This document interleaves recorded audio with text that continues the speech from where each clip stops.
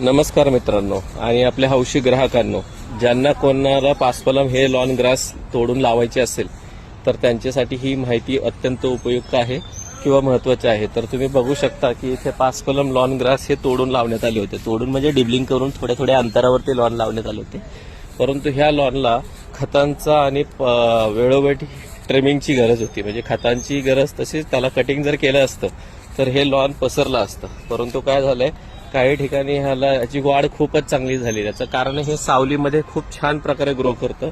पाण्याचं जर याला वेळोवेळी सप्लिमेंट मिळालं तर ते खूप छान सुंदर असं हे लॉन तयार होतं। आता हे जे लॉन आम्ही तुम्हाला दाखवत आहोत हे महानगरपालिकेचं एक उद्यान आहे, वाकड येथील श्री संत सावतामाळी उद्यान। ह्या उद्यानामध्ये हे लॉन तोडून लावण्यात आले होते। यांची जी रिक्वायरमेंट होती, जास्त क्वांटिटी असल्यामुळे ह्यांनी तोडून लावायचा प्रयत्न केला होता।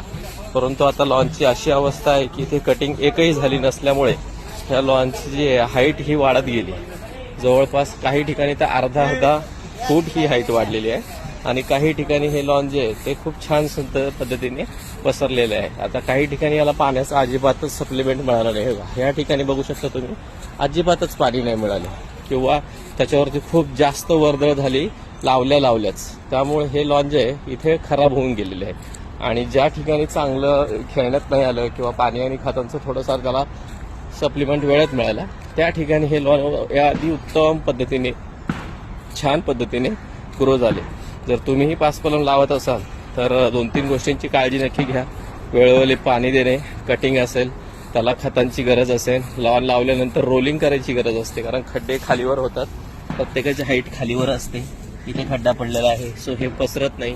सो ह्या छोट्या छोट्या गोष्टींची जर तुम्ही काळजी घेतली तर हे लॉन एकदम उत्तम पद्धतीने तुम्हाला ते रिझल्ट देऊ शकतं। ज्या ज्या मंगल कार्यालयामध्ये लॉन लावल्या साईडला खूप झाडं आहेत किंवा तिथे एकदम सावली जास्त पडते, अशा ठिकाणी तुम्ही लॉन लावत असाल तर नक्की विचार करा की हे लॉन खूप छान पद्धतीने ग्रो करते, परंतु मेंटेनन्सचा खर्च भरपूर ग्राहकांचं म्हणणे असतं की मेंटेनन्स जास्त आहे।